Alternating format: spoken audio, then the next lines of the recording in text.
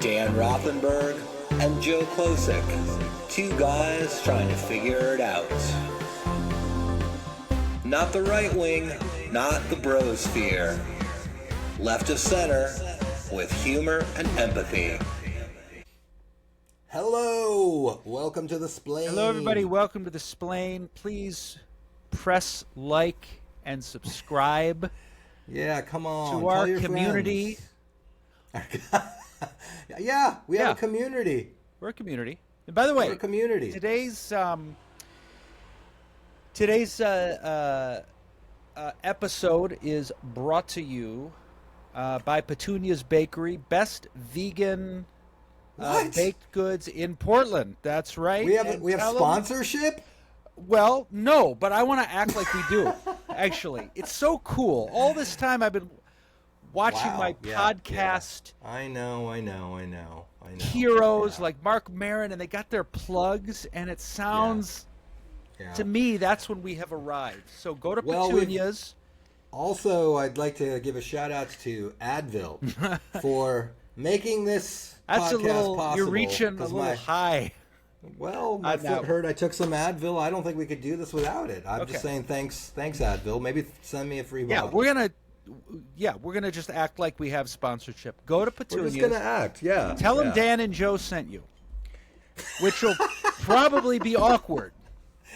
Who? Dan and Joe. The podcast. They're not aware we're doing it. But try it. Maybe it'll catch on. Whatever. Yeah. Tell them Dan get the 10% off. Splain sent you, and that you should get half off. And demand your half off. Make a scheme about it. You tell those vegans who are probably making no profit at all, thanks to tariffs and their ethics, that they get 50% off and because Joe they listen demand to us. 50%. Because we're fighting for our community. There you go. Yeah. All right. I like it. Okay. And what's going on with you, fellow splainer?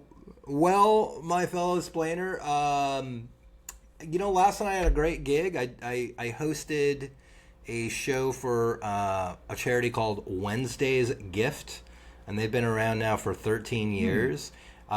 Very, interesting history. It was a men's AA group. I can say that without breaking any anonymity. Yes. That was over in Marin, and they said, there's a need to help other people in the community, and they thought about how to do it, and they thought, what if we just gave either money or something that somebody need in a time of emergency, no red tape, we just did it, because sometimes people just need help right away. They don't need all of the other stuff that comes with it. And they've been very successful at it, so they've helped people get their car fixed. They've helped people get beds. They've helped people pay for a portion of their rent. And they've been doing it now for 13 years, and where a lot of that money gets generated is every year they have a comedy show. Mm-hmm. And this year we raised over $50,000 in one night. Oh, Joe Klosik. I know. It's pretty. That was pretty. Yeah. You and I have always been the kings of the comedy show, where there's a lot of money and it's not going to us, but it's going somewhere. Yeah. Not to take away. That's great. Good for you. Were you the host? That was a good one. I was the host, and just a really cool night. I mean, guys like Michael Pritchard are there. You remember Michael Pritchard, right? Like he's a giant in San Francisco comedy. Oh, okay. Yeah. I was waiting for the end of that. Yeah, he's a legend who he won the San Francisco comedy competition. Not Kramer. That's Michael Richards. This is Michael Pritchard. Yeah. Pritchard. Okay. Yeah. And Pritchard's an interesting dude in his own right. He's like a youth coach, isn't he? Yeah, so he got into he was a juvenile parole officer. So the same year he won the San Francisco Comedy Competition, 1980, was also the same year he was the recipient of the #1 juvenile, what did I just say, parole officer in the state of California. I mean, that's a Wow. pretty. Those are two very. He was a parole. different- He was a parole officer. Okay. He was. He's was. he's now retired, but he's on so many boards and helping so many people and doing so many. You know, he had a PBS show for a while about trying to develop character in kids. You know, he really wants the youth, you know, to feel like, hey, you're important and you're being listened to. You know, he spoke, and you know, he's an interesting guy because he speaks, and he dropped a Wadsworth quote, something about Jesus, and a killer joke involving his grandson, and then it's like, all right, now Joe Klosik, and it's like, oh, for Christ's sake, you know, that's what you want to follow. A whole lot of teary-eyed, uplifting quotes, and this guy who's basically as close to a saint as we're ever going to be, and now it's like, hey, I got some stupid jokes to tell. But it went. But you're it went always there because you followed him, as always. I remember As you always, were, yeah. you've always had to follow. That's one of the tough things about being a good closer in general. You just close a room, is they'll always throw you on because they know you'll always get them, but you're going to be in a tight spot usually. Yeah, you know, I gotta say, it was cool because we're in a beautiful location. All these people are expecting a great show, and yeah, it just clicked. But I think there's an added sense of. I mean, I was paid nicely. You know, I cannot complain about that either. All right. Nice. But it's also a good feeling to feel like, hey, I'm getting treated like a professional. I'm getting to make people laugh. We're raising money for a good cause. It just makes and when I got home last night, I was like, man, I need more shows like that. You know, where everything, you get to use your values and your comedic skill. Not to interrupt, this is the Splain. How much were you paid? The viewers want to know. I'm not Let's telling cut you the that. crap. I am not telling you Come that. on. Why not? I also want to welcome Trader Joe's. Try their spices. Why they is sent that us on a hand? case of garlic powder. Is that how small your apartment is? How did you reach that? Also, olive oil from Trader Joe's. It's the spice of life. Okay, you're not going to tell us. Fine, you know. I can't tell you that not? because here's the thing. If I tell you how much I made, people are going to go like, well, that's way too much for a charity, and other people are going to go People need like, to know. that's all. That's all because you don't have any self-esteem. You don't feel you're worth it. So you think that's how people will Also, interpret it. roasted seaweed. It's the treat that's Oh, good for you are a cliche. You are a Trader Joe's walking cliche. It's right here on my desk. Yes, my place is that small, the so I deserve seaweed. to get the money that I made last night because I need charity. That's the another guy reached out to me. Yeah. Recently, and he's like, "Hey, I'm going to be back in town. I'm going to do this gig at a museum, and would really like to have you on board." And I'm like, "Yeah, I'm free that night. Let's discuss it." And then a week later, he goes, "Oh, by the way, there's no pay for this gig." And then I'm like, "Well, by the way, I'm not available." Yeah. Yeah, because it's like, wait, So we're that's- raising money for an art museum by using By my the art that I'm not way. being paid. Yeah, it just Yeah. it's so. That's why, like, when people go like, "Oh, you got paid to do a charity event," like, yeah, the caterer got paid, the sound guy Yes, got exactly. paid. You should get paid well You for should the get time paid.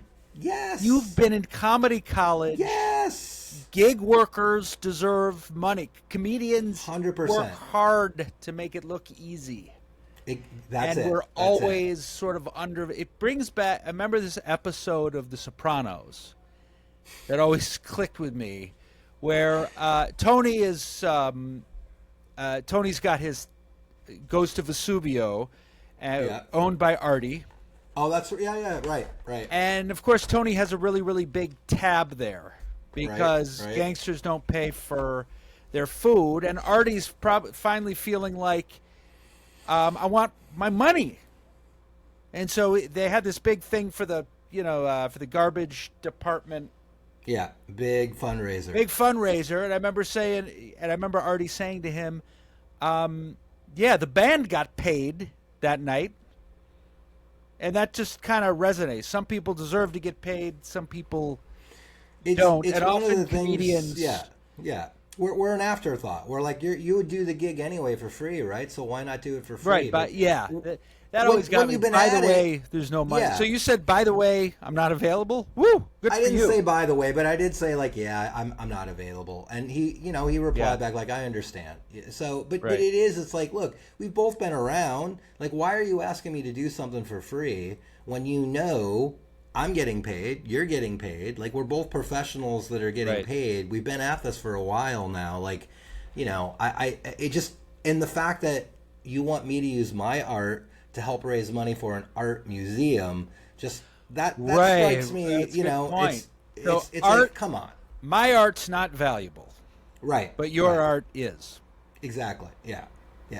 So, but last night it was different. We raised we raised some money. I got taken care of. Everybody got laughs, and the kids are gonna eat. Very nice. Yeah. Very nice. Let me tell you about another interesting adventure, which I think is going to feed into our topic today. Okay. So a little while ago, I have what I call my weekend cafe. I go up the block, just one block up, and I go to a cafe there. It's called Cup of Joy. Tell them Joe sent you, and they'll go. Yeah. Again, say like I get sponsored by Cup of Joy. Sponsored by Cup of Joy. They have no idea, but they're sponsoring us. So anyway, I'm sitting there, and my Saturdays, my Sundays. I just sit there. People watch. I'm on my phone. That's the payoff of living in San Francisco. Yeah, get a cup of block coffee. Up is the cat. Yeah, and a scone. I mean, I have to step over some shit, hear some screaming, witness some traffic jams. Well, yeah, you earn it. You earn it. But then, I sit there and then I sip my coffee and I watch it and I just judge, as a good San Franciscan does, right?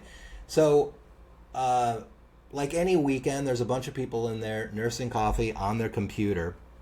And if I'm remembering it properly, this person gets up, and I think they're going to go to the bathroom, but walking outside, and this was a big problem in San Francisco for a while, and it seems like it's coming back, unfortunately. Person ducks in really quick, grabs the computer, and starts running. And it happens like Have you that. seen that happen? Oh, yeah. I've seen that. I have personally seen that 3 times in my San Francisco life. Yeah. And I saw it someone's twice. waiting. Someone's like waiting to nab a computer? Someone seems like they're either waiting or they're just walking by, and I don't think it was just like a crime of, oh, okay, there's a computer, I'm going to do it now. I think it's like people walking around. Like, it was really popular in the Mission District along Valencia Street, where you have, you have like a rougher element mixing with the gentrified cafes, and so people have really expensive computers, and if they're not paying attention, people, and almost nobody stood up to do anything. It was again classic San Francisco, like, hey, well, that's going to stop them. Right. Okay, so you saw it. So I saw it, boom. Right, and boom, and wow. the person is fast. I mean, they're gone. I'm a fat 57-year-old. It's a Sunday, Saturday or Sunday. I can't remember what day it is. I don't have enough caffeine in me yet, And if I hadn't been like zoned out and staring straight ahead, I wouldn't have seen it. You know what I mean? But it literally, the person was had the computer in their hand, and they were out the door and down the block, all in like 5 seconds. Right? Like, so of course, cafe calls the police. The police show up pretty quickly. I give them credit for that. They were probably there in like 3-4 minutes. Okay. And now they're getting a description of the person. And here's what makes San Francisco beautiful and I'm starting absurd. To right. I'm starting to get it. How do you identify? Okay. So this is a young millennial who had the computer stolen. Right? Yeah. Probably a lot of, non-binary porn was on it. And when they're asked for the description, the person is like, well, I don't want to assume a pronoun. And they're like, well, okay, would you just, this is the victim of the crime now. Okay, like, who was it? Was he tall? Yeah. Was he black? Was he white? Okay, was so he Mexican? Was he, was it a male? Was it a female? And the victim of the crime did not want to... And the victim of the crime is like, well, they were like, they had dark skin, and I don't want to assume what their sexuality was. And of course, everyone else now is overhearing this, and Well, it doesn't. Their sexuality doesn't matter, but perhaps a perceived gender would matter, right? Perhaps. Like, are you looking for? Did they ask if it was a man or a woman? I would imagine the. Yeah, because they want to put, and so there's two cops, and the older cop is just like we can't put out an APB and say like they have a computer. He said that. Yeah, right. He said that to him, and for a moment there, for just a split second, you realize like, well, okay, what have we done with pronouns and labeling and people claiming their own sexuality? And, when you can't identify anyone. Yeah, when you can't, and it just it hit me as such a. And there's another comedian, a guy by the name of Joseph Anelin, who's pretty funny, and he has a very similar bit on this. Yeah. And in my head, I'm like, I just witnessed that bit come to life. Like I just witnessed. What's the bit? It's basically like a cop trying to explain to someone like, what do you someone of an indiscriminate skin color who may or may not be male or female, right. It makes it. And I remember, do you remember Robert Mack, in the 90s? Yeah. He got, I want to say mugged, by a group of Hispanic people in the Mission. It was like 3 or 4 guys, I remember right? That. Yeah. And he calls the police, and the cops, it's the 90s, I guess they were trying to be, socially forward thinking, and they're like, okay, so a group of Latin Americans, and he's just like, I don't know what language they spoke. I don't think it was Latin, but it's like, this is where, I don't think of myself as conservative. I don't think of myself as MAGA. Right, I don't think of myself as Republican. But I do feel like, how do I adequately explain someone if I've been the victim of a crime? Like, what do I say to the cops? Right. It's like, so you're going to have to put out an APB on someone with a computer. Yeah. That's so it. we're pulling everyone over in the city. Yeah, everyone with a computer. Everyone. Yeah. Yeah. So and it makes it. It's like, okay, I see where the right. Oh God, that's so painful to say. Yeah. But I can see where the right is like, hey, we're having difficulty with this, and I'm going to admit that I've been in a couple situations, right? The younger comedians, right? They are telling me when they introduce themselves now, it's it's very formulaic. They'll say, my name is Sherry, she, her. So they follow up everything with their pronouns, and sometimes I'm looking at Sherry, she, her, and I'm like, so as an intro, right? As an intro, and as the host, you can't make fun of that. You can't make fun of it, because and I'm not gonna make fun of it. And I'm not saying but also, you should. Yeah. But somehow, when I was doing comedy, we got to filter everything through our comedic brain. It was just nonstop. Amongst comedians, you push the limits always. But again, it's like, look, I'm not trying to be mean, and I'm certainly not allying myself with the MAGA in any way. But I also think, like, look, you are allowed to describe yourself how you want to be described. Yeah. 100%. You are allowed. But if you're also in a social situation where people are going to make judgments about you based on your appearance, and you are saying, hey, I am she, her, but you have all the physical attributes. Okay, so let me just ask you this. It's been a long time since I've done...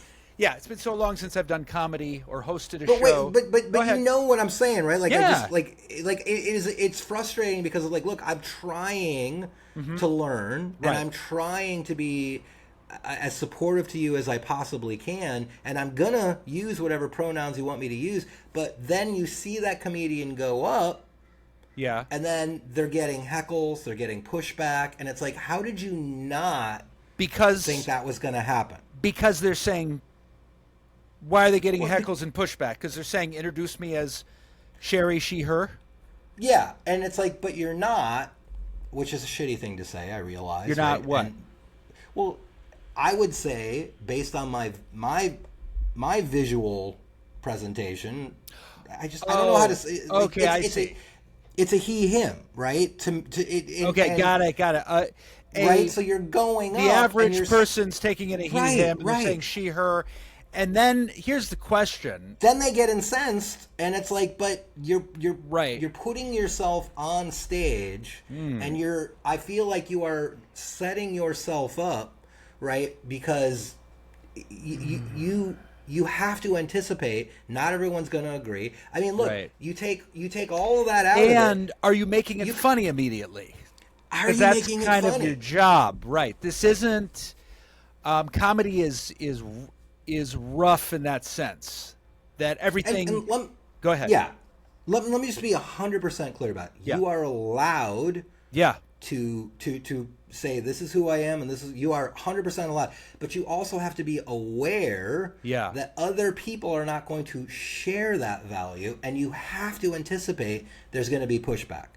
Otherwise, go ahead. It gets bad. It gets awkward for everyone. Yeah. And the person on stage feels bad. There's people in the audience that feels bad. There's people snickering. Yeah. Everybody in the feels audience. bad. It's just, everyone feels bad, and it's like, look, right. we're here to make people laugh. Like, look, own it, but don't go up and immediately get upset when someone isn't, isn't vibing with what you're trying to put out there. Right. And this is, again, I'm going to put out my preambles too, because I don't want to get in trouble either. Yeah, I don't want to get in trouble. It's a tough one. But I'm going to be honest. This is the Splain. This is our podcast. Fuck it.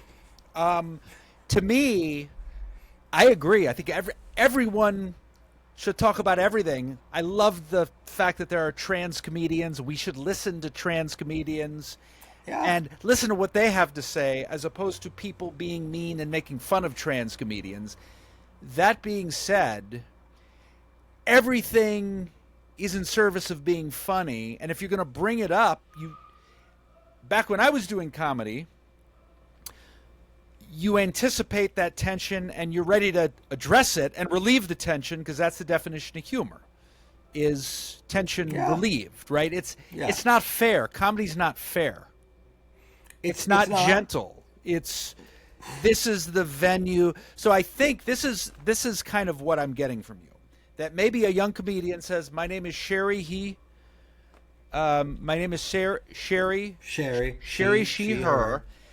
And maybe this is sort of like a little theater piece I'm putting on, where we're going to begin with respect, and you're going to listen to what I have to say. But that, at least in my day, that's not what a comedy club is. A comedy club is initial resistance. You got to grab them right away, right? Yeah. And you cannot go up, even in San Francisco, you cannot go up and expect people to discount what their eyes and their years of social evolution has taught them. And I'm not, again, like not saying that's okay, because look, it's not up to me either. I'm glad I don't have to decide, and it's not up to anyone. You get introduced the way you want. You be whoever it is you want to be. That is totally your right. But you have to expect that someone's going to push back on it. And not, I don't want you to be misunderstood, okay? When you're saying you have to expect people are going to push back on it, not because they should or because you're in any way a bad person or doing the wrong thing. Right. Because a comedy club is an emotional experience where, the audience gets nervous and weird. And it's and the thing about, as the comedian, it's all on you, period. And the thing is, situations on you. And can I draw one quick parallel? Yeah. Whether you're a young millennial trans performer or a MAGA anti-woke comedian, again, there's no such thing as you can't do anything, you can't say anything. In a sense, it's both the same. It's the same philosophy, right? I think so. Does that so. make sense? Yeah, that makes sense. So the young millennial might say that was unfair to me. I can't say anything. You obviously weren't armed with the comedy. I've seen transgender comedians go up and destroy, right? And funny because they're funny. Exactly, yeah. They're funny. They're not going up with their heart on their sleeve, right, and making it more than stand-up comedy is prepared to make it. Yeah. I and when I say pushback, I mean, look, every comedian is judged by the audience, joke by joke by joke by joke, right? You can be killing for 5 minutes and then you do a joke they don't like. Okay. Yeah. Shit. Now we got to start it's over. Right. The truth is with the crowd in the moment, and there's no. It's not fair, and there's no right or wrong to it. You can stop performing in certain places. You can choose to perform in certain places. If you want to preach to the choir, do it. But there's really, at the end of the day, no excuse. It is what it is. And I think, and this is a little what I was going to get to today. The idea that a big question we're facing, especially with young people, is sort of are labels serving young people, or when do labels help and when do they not? And I think my bottom line on that would be, at the end of the day, adopting a label should be helping a growth mindset as opposed to a fixed mindset.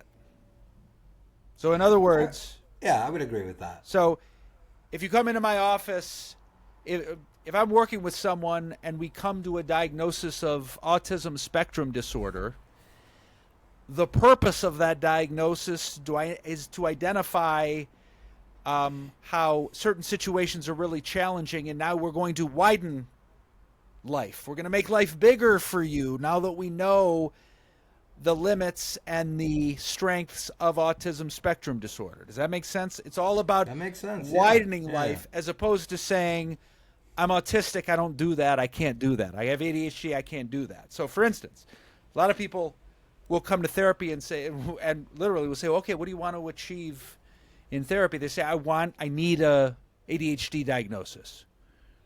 That's the whole purpose of it. Yeah. And if the purpose of that is to formalize the fact that you can't do certain things, to me, that's not what therapy is. The point is, labels can maybe become a little destructive when they make your life smaller. Yeah, it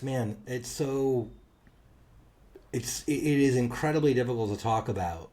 Because it is. No, it's. I can already see people being offended, and they're going to shut off or get angry at a certain point. And let us know. Just let us know if you're offended. Yeah, let us know. It's and like we'll have a conversation. Absolutely, that's the best I can make of it. There's also a lot of labels I haven't had to deal with, and a lot of struggles I haven't had to deal with. Yeah, and all we can do is try and make mistakes. And then we learn from those mistakes, hopefully. You learn and get crucified while learning. Frankly, I would love to get canceled because all of the most popular high-earning comedians are canceled. Maybe we'll get you canceled, buddy. So please, cancel me so I can go on tour and make some real money. Cancel us so we can get some subscribers. Yeah. Because right now we got like 35 to 40, and we're... But we also have advertisers. This is brought to you by... Flowflex.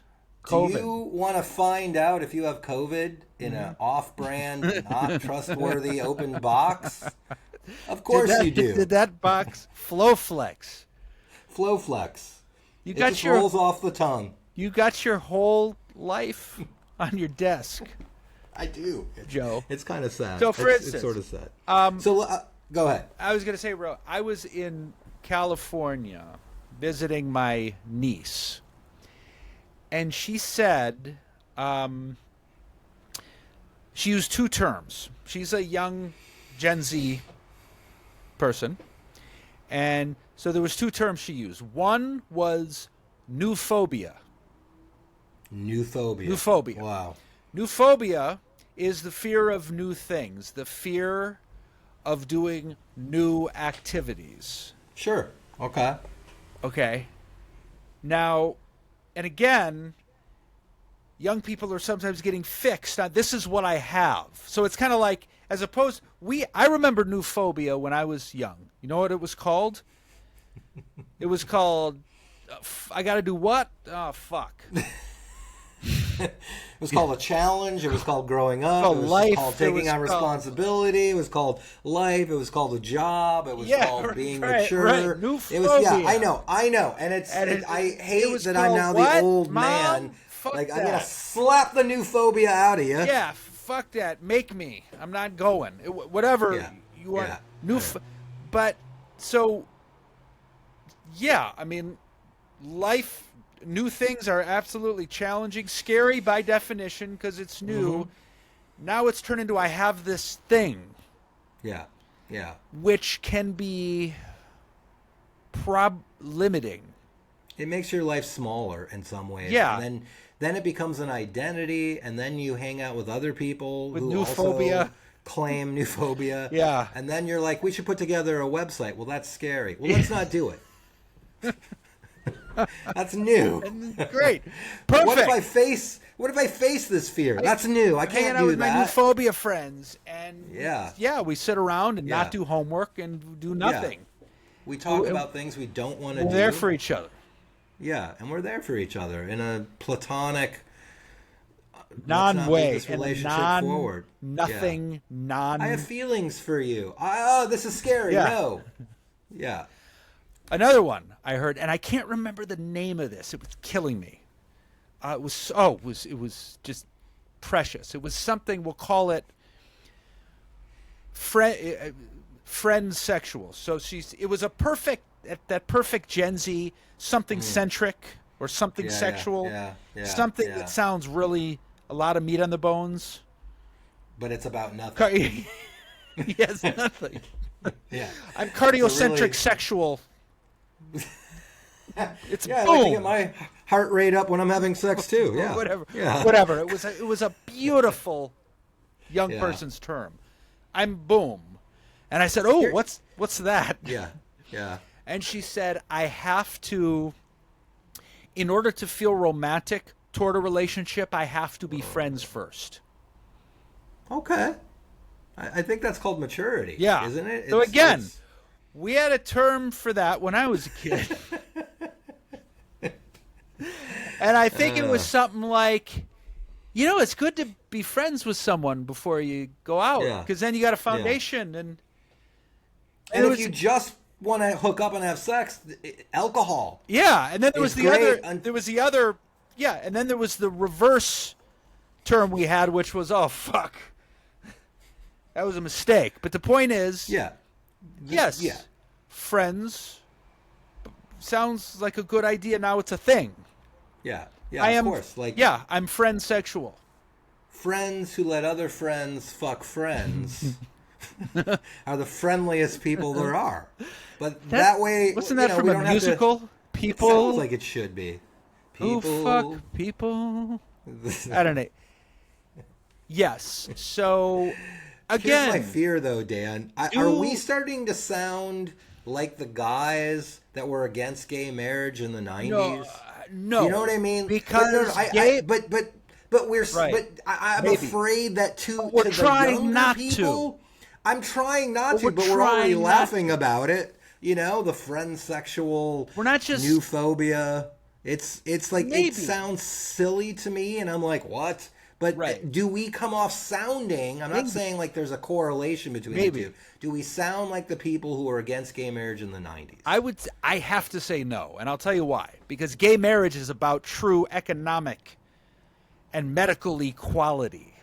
Well, if two friends are having sex and living together, that is about... I think two friends should be able to... blow each other? Sure. Hey, we're just friends. What's the big deal? Come on. blow-centric, whatever. Blow-centric. I'm talking. One is a financial. One is about financial equality, true freedom and equality. Yes, I 100% agree with you. But I'm just saying you might be right that, though. Are we getting old? But yes. Are we? Well, are we starting to sound like? Because I can remember how those guys sounded. Mm-hmm. You know, they were against gay marriage, and they were just so dismissive, and curmudgeonly, and stuck. And now but we're not. We are like that. fucking friend sexual, right? Well, why don't you blow me, friend? You'll be my best friend. Well, you said that. Oh, what are you, new phobic? Come here. Let me help you work it out. Easy. Don't make that into a short, at least. Oh my! I'm looking for something else to endorse this. I would say no, because we're trying. Yes, we are trying. Trying. We're saying. So that's the difference. Bill Burr has this bit. So again, for all you anti-woke comedians out there, you can't. Who say you can't talk about the thing you're always talking about? Exactly. Always. So on the one hand, you can't talk about trans people. On the other hand, I've heard of comedians be like, "Okay, well, I got to do my trans stuff." Like, so it's now the most hacky material. Yeah, now it's just hacky. Like, okay, Bill Burr does this bit about. It was a while ago about biologically male people, trans women in sports. And he did a thing. He's like, look, man, that Bill Burr. I'm old. I don't get it. But bup, right? No problem. He contextualized it. He talked about it. He wasn't mean about it. He was saying, I don't get it. You can do any joke about what you don't get. We got to be able 100%. To make mistakes. Yeah. As opposed to being mean. And again, I try to always go at something with curiosity and go, I don't get it, as opposed to, this is just bullshit. So that my day job, I teach classes to men in early recovery, get them ready to go back into the workforce. And there's a term, I really hate the term, but unfortunately it's pretty accurate. And sometimes when we're talking about somebody, they'll say like, well, this guy has clearly been institutionalized. And a big problem with anybody who's been incarcerated for long periods of time, we know it rewires their brain, but how it really impacts them, and they are so not aware of how it impacts them, they are unwilling to receive any information from someone that doesn't look like them and hasn't had the same experience, which puts them at such a huge disadvantage going out into the world looking for work and how they're going to relate to That's coworkers. Part of the institutionalized process is to... Yeah. Well, because what ends up happening is if you're serving time in a prison, the blacks stick with the blacks, the whites stick with the whites, the Hispanics stick with it, right? And then, the question I've always asked, real quick, is where do if I go to prison, what happens to the Jews? And the tough thing is, seriously. Dan, Jews don't go to prison. Well, but if we did... If I went to prison, I would have to go Nazi. You would. That's like the close. What else am I going to do? Oh, the irony! I can't pass for black. I can't stop thinking about that. Yeah, and then you got to go white. I got to go white power. There's going to be a Jewish Nazi. I'm sorry. Hey, Goldblatt, Heil. Yeah. This is a new recruit. White power. I know. I know it's awkward for me too, but what am I going to do? Yeah. You'd have an easier time. Let's be honest. Your look could transition easier than mine. Anyway, what were we talking about? Yeah. That's good. Push comes to shove. It's good to know that I could survive in prison as becoming an Aryan leader. Thanks, Dan. Thank you. Look. This segment of our show today is brought to you by Aryan Brotherhood. In case you're going to serve time, Please connect with your Aryan representative Yes, and get Joe. 15% off your rape. So let's Okay. wrap this up. Let's wrap Where this we up. are here. The whole point about this guy, you know, he came in shut down, unwilling to listen to me because I'm a white guy who has not been to prison. Yeah. He is a black male who's been to prison. He did not want to receive any information from me. Okay. And luckily, you know, because it's we're together for a few weeks, eventually he started to see, hey, we have some good information. And what was even more amazing is as he came out of his shell, he had to ask questions because he did not have tech literacy, right? When he went in, there were no cell phones. Now we're putting a computer in front of him and he's like, what do I do with this? You know, so he's got it. So slowly we're developing, you know, this awkward, tension-filled friendship. That's really cool.